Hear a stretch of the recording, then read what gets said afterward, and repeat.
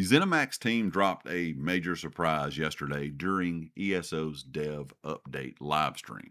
The Antiquity system is getting a full overhaul in Update 51, and it's not just a couple of tweaks, it's a full pass on the system that's basically been untouched since 2020. And the biggest announcement during this was that Greymoor is officially being rolled into the base game. And with that, every single player now gets access to scrying, no chapter ownership, and no DLC requirements. It's just part of ESO now. So let's go ahead and hop into all the details. Yesterday's live stream was a massive one because last week's live stream got canceled, so they combined both streams into one. So I'm going to have several videos on the channel for the next several days talking about everything they discussed in this stream. First of all, they talked about all the changes and improvements coming with Update 51. Then they talked about some things that are going to come to the game later this year. But in this video, we're going to focus on the changes to the Antiquity system. They said because Antiquities is now becoming a core system, like I said, every single player will now have access to scrying. You don't have to have the chapter, you don't have to have any DLC. It will just be part of the base game. The dev said they wanted to take the time to make the experience clean, smooth, and a lot more fun. And honestly, I think they delivered on that with a good long list of improvements.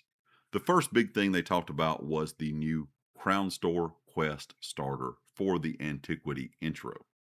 This is a simple fix, but a good one, I think. Before, players were struggling to figure out where to go, who to talk to, and really how to begin the system just in general. It was a bit confusing. Now all you have to do, like with a lot of other things we have in the game when it comes to events and stuff like that, just open up the Crown Store, grab the quest, and you will instantly be on your way. It removes that friction from that very first step of being confused of where you need to go and, like I said, who you need to talk to. The dev said their goal was to get you to the fun faster. And they backed that up with some pretty good changes here. They reduced the lead chase across the board. So green leads, the grind now has been reduced by about half, and blue and purple leads, they said the grind has been reduced by about 1/3. This is a big one because it means if you're not stuck farming low tier leads forever, you get to the exciting stuff, the purple leads, the mythic fragments, the collectibles, and you will get there a lot faster. This alone makes the system feel more modern and more rewarding. And that was one thing that players have complained about for 6 years now. The grind to get to the ability to get mythic fragments, it took way too long. And I'm sure all of you remember, like I do, when Antiquities first came out, trying to level it up was pretty rough and farming green leads over and over and over, and it took so long. It was just kind of a pain. I'm glad they have now finally gone in and adjusted this because this will be great for brand new players, but it's also going to be great for players that have played the game for a long time, because if you're wanting to do this system maybe on another character, it's not going to be such a grind now because those green leads have been reduced by about half. And like I said, the purple and blue leads have been reduced by about 1/3. They said another pain point that they wanted to address was the Antiquarian's eye. They said for years, players didn't understand how to use it or when to use it or what exactly it even did. Now, when you arrive at a dig site, the game automatically prompts you to use the eye. You hit the button and it guides you directly to the excavation spot. This will solve problems, they said, like new players being confused, returning players forgetting how the mechanic worked, or people wandering around thinking the dig site is bugged. It's a small change, but it does fix a long-standing issue that I have seen players talk about in the community for a while now.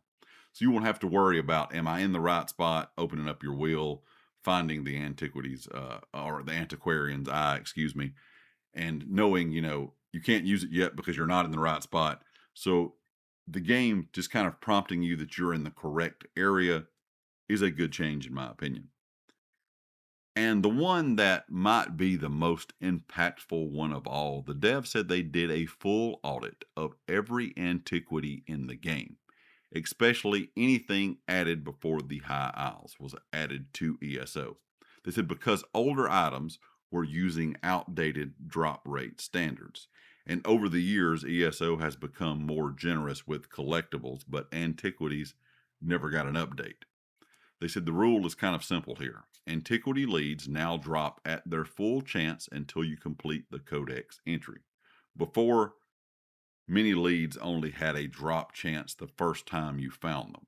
After that, the drop rate tanked, or it fell off a lot. It was very RNG based, it seemed like, which made Codex completion feel almost impossible for a lot of players for some items. Now you will get consistent drops until that Codex is finished. This means rare leads are actually farmable, zone completion is definitely more realistic, and the system respects your time a lot more than it used to. So for collectors and completionists, this is going to be a big one. The devs also mentioned a fun little detail. They said Gabriella will also get a visual update. She has a new outfit and a new look. Excuse me. It's a small touch, but they said it shows them. It shows or they're hoping it shows the community that they really went back and polished the entire Antiquities experience, not just the mechanics. They wanted to give the entire system an overhaul.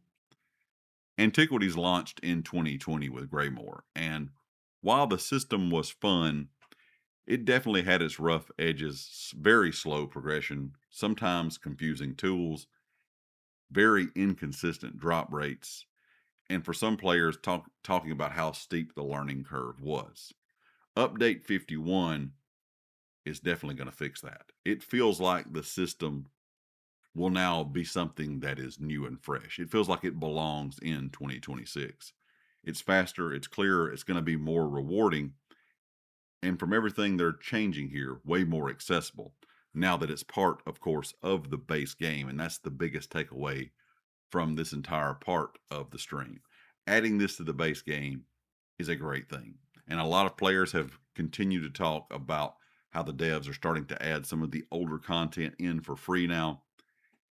And this shows once again they're going to continue to do that, hopefully going forward.